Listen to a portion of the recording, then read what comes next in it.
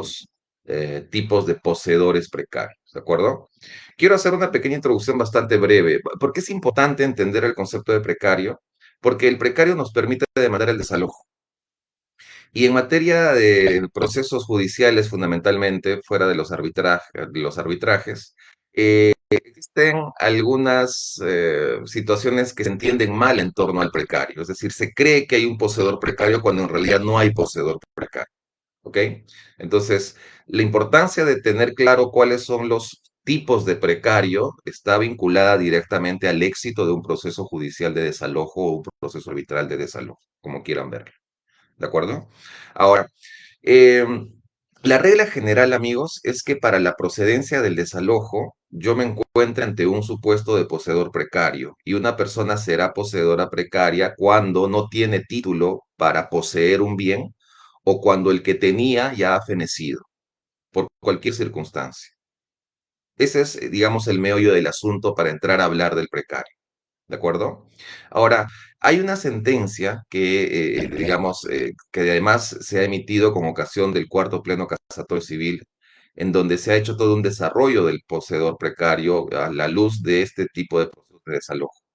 Entonces, yo voy a explicar de manera muy concreta, con un par de ejemplos, uno o dos ejemplos en cada caso, cómo es que se deben entender esos tipos de precario que no solamente han sido desarrollados en la doctrina, sino que también han sido desarrollados, explicados en este pleno casatorio civil, que si ustedes entran a Google, a Internet, lo pueden descargar completo. ¿De acuerdo? Es interesante además tener en cuenta, amigos, que pese a que existe este supuesto de poseedor precario regulado y desarrollado por la jurisprudencia y por la doctrina, existen casos, procesos judiciales donde no se logra tener claridad sobre cuándo hay precario y cuándo no. Entonces, ahí me voy a enfocar en la sesión que tenemos hoy. Como ustedes saben, las sesiones que yo tengo a través de estos medios son bastante cortas, ¿no? 30, 40 minutos máximo, algo muy concreto, muy práctico, muy puntual. Voy por el primer supuesto, ¿ok? Hay que entender la utilidad y el concepto del título al que hace referencia la jurisprudencia y la doctrina. ¿Qué es el título? El título básicamente es el contrato. Es ese documento que habilita a un sujeto para que pueda poseer un bien y que al tenerlo, el ordenamiento jurídico le va a dar una protección en el uso que este sujeto está haciendo del bien. Ese es el título, ¿de acuerdo?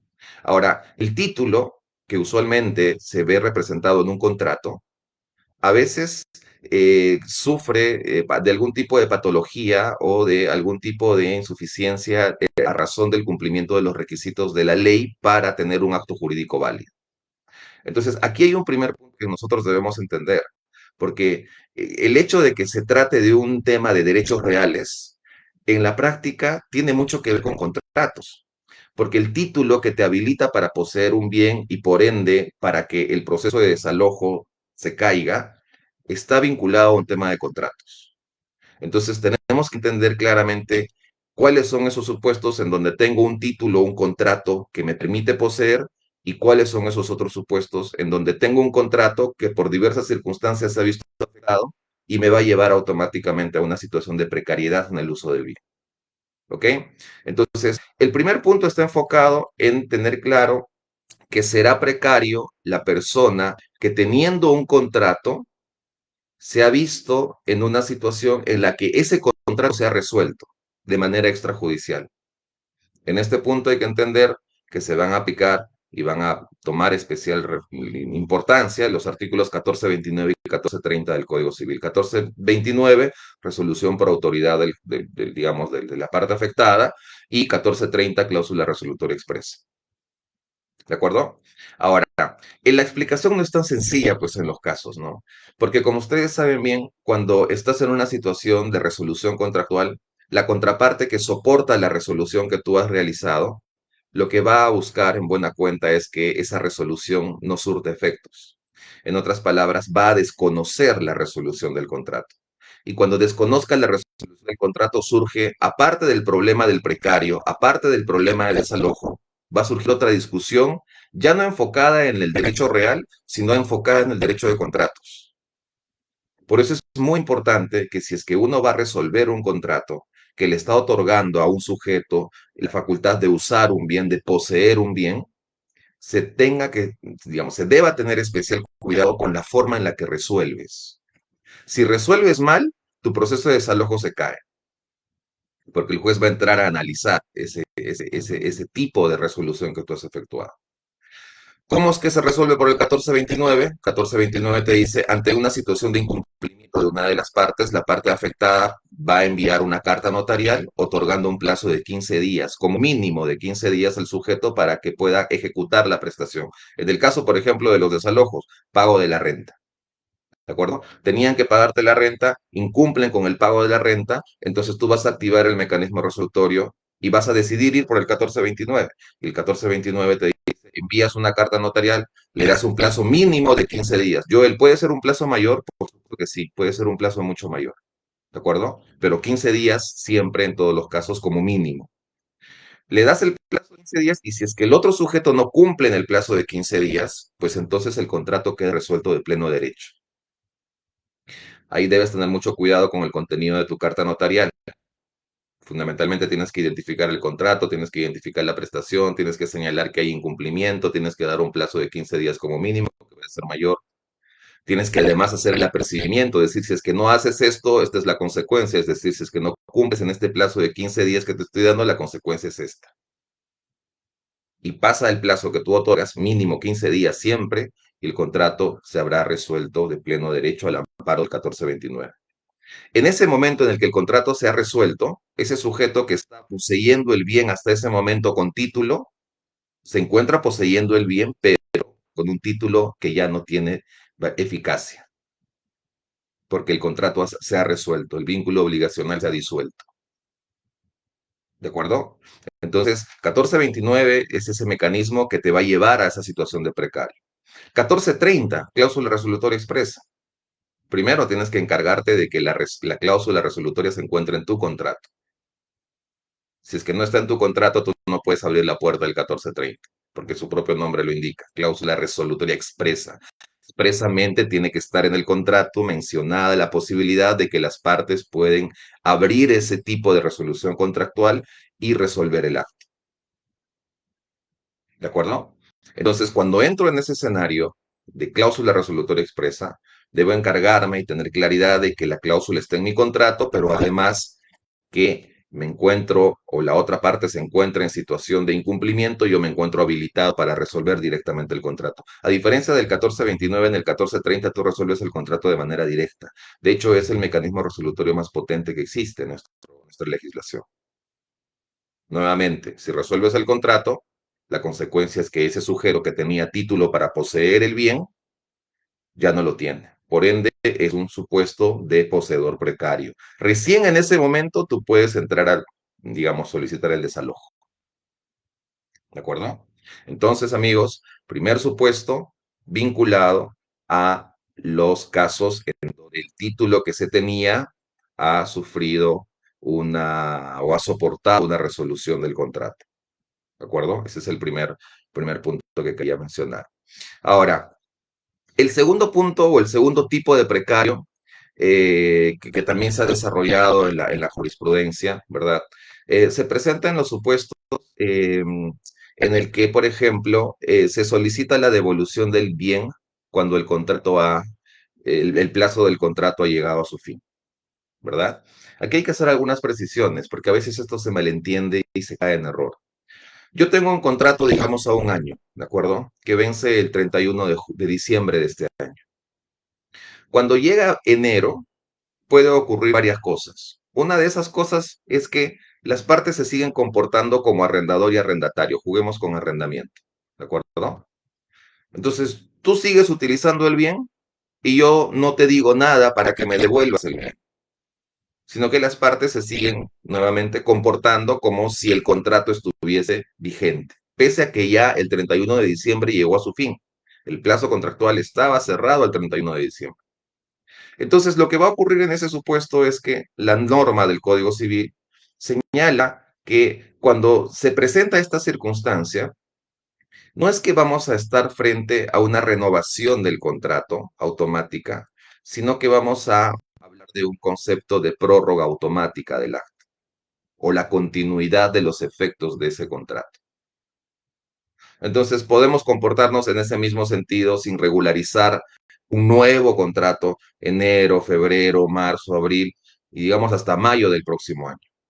Y en ese momento el arrendador ya no quiere continuar más comportándose como si existiese un contrato vigente. Fíjense ahí que hay una especie de aceptación tácita de los dos sujetos de continuar bajo esas reglas del contrato que ya feneció en diciembre.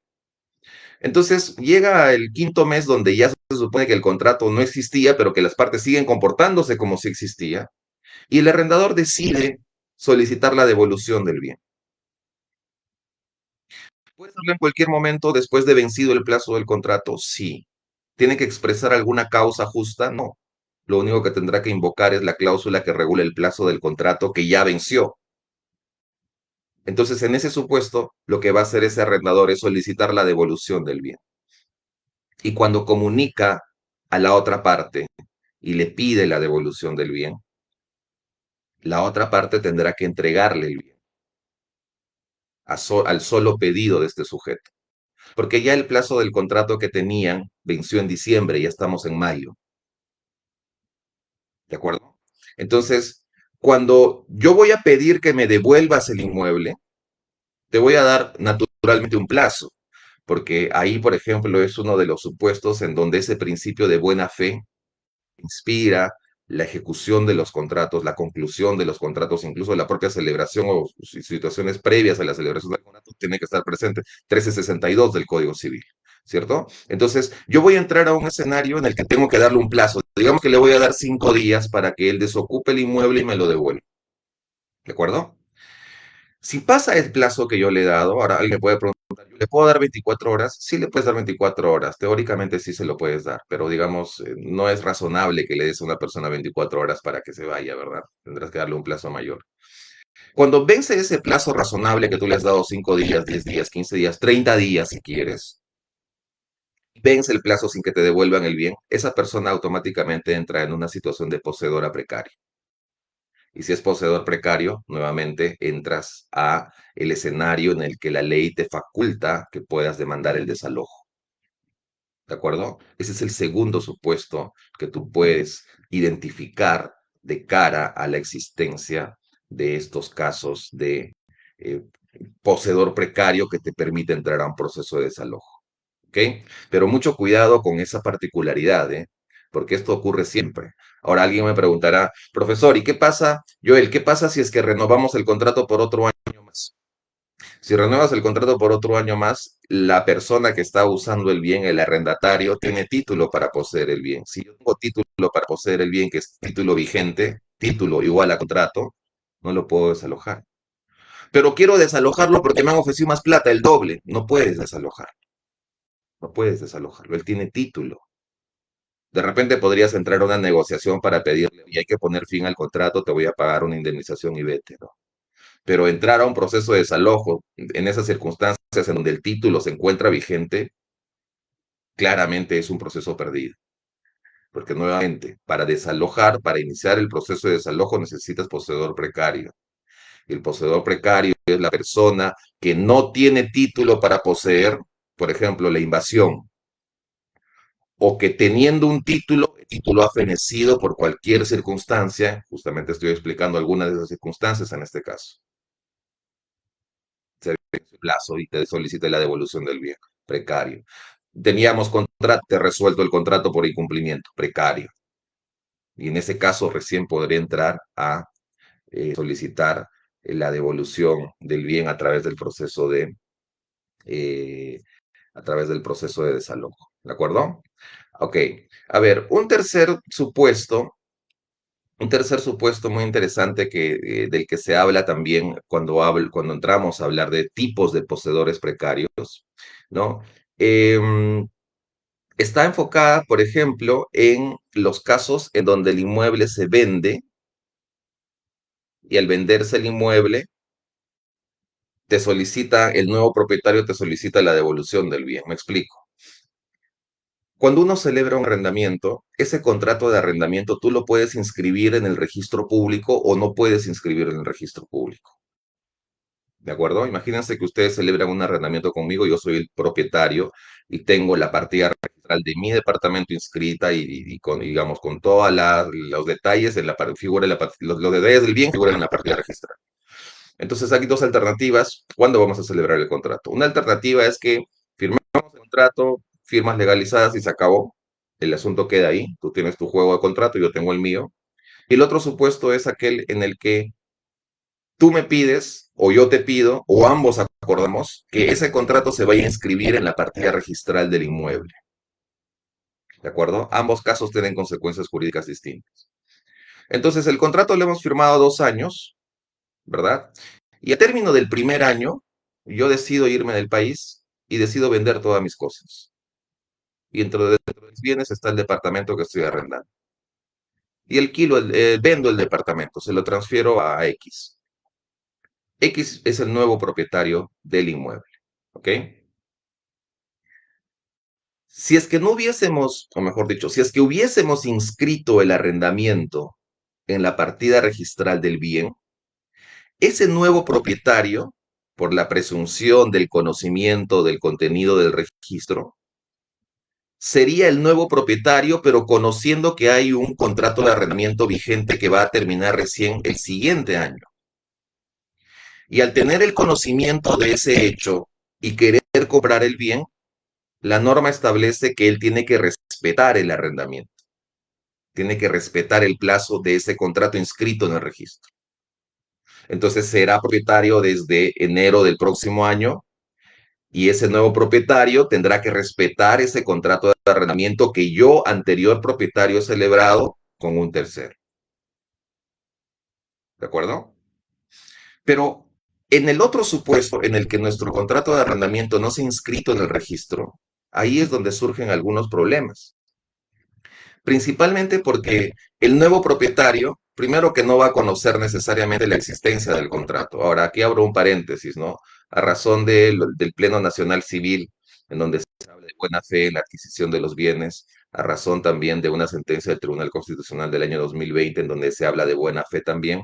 De repente, estas consideraciones legales que están claramente en la norma, ¿no? Van a ver, digamos, van a tener un giro distinto, un entendimiento diferente. ¿De acuerdo?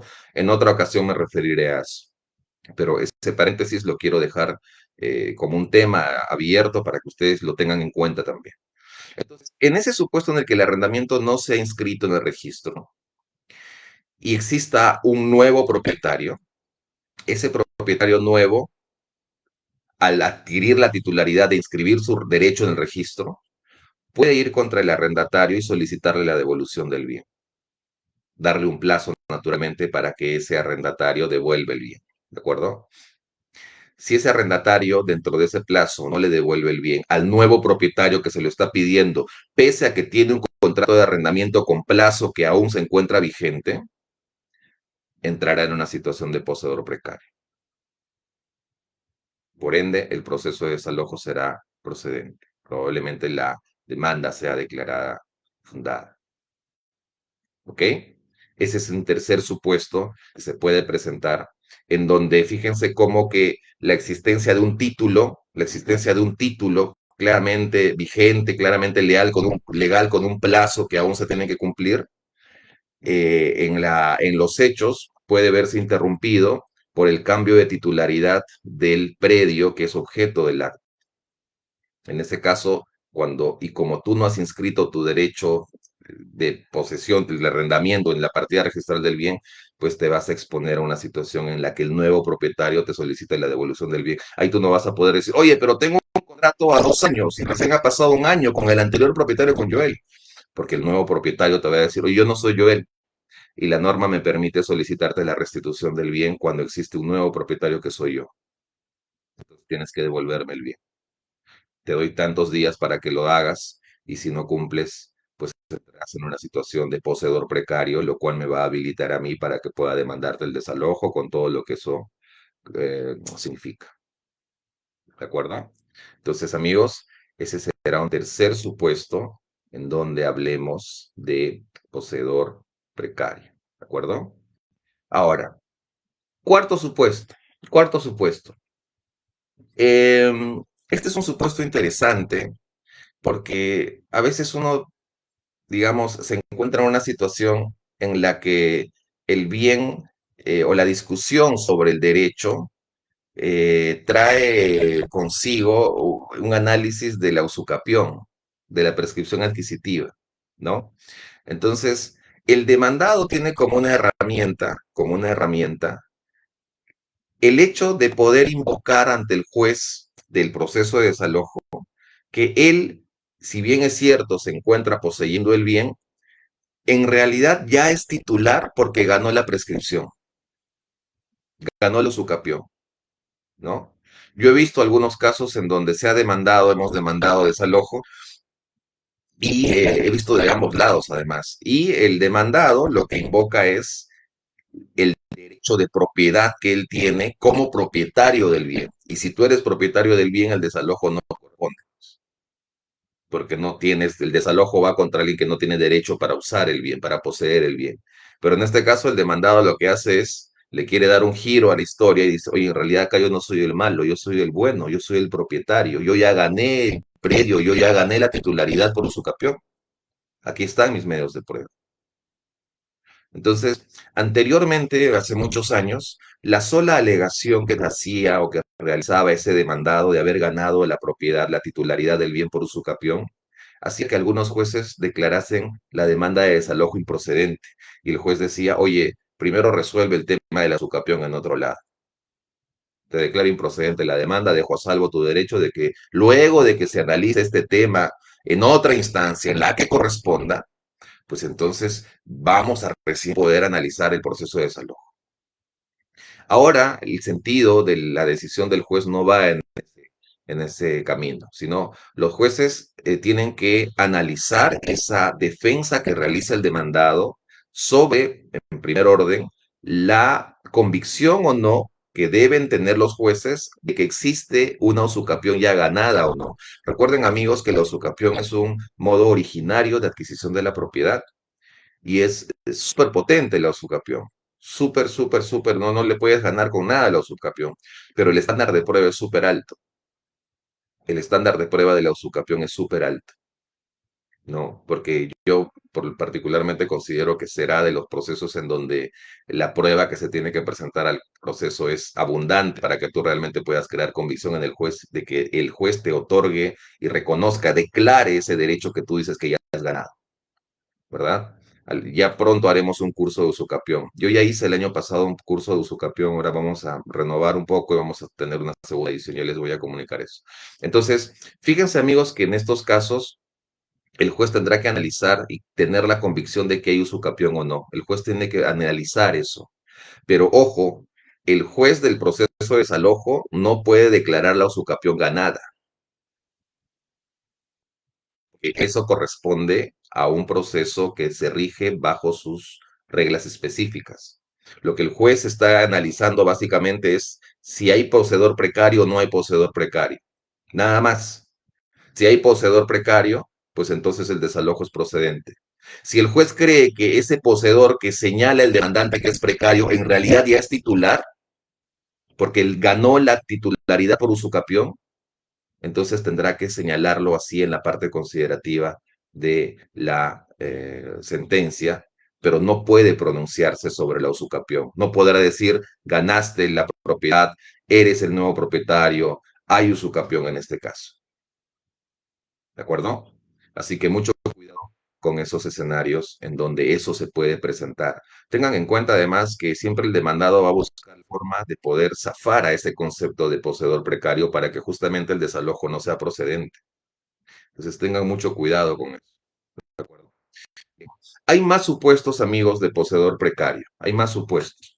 Ya estamos poco más de 35 minutos, casi 35 minutos hablando. Así que yo quería compartir estas ideas con ustedes sobre estos cuatro supuestos en donde se habla de poseedor precario.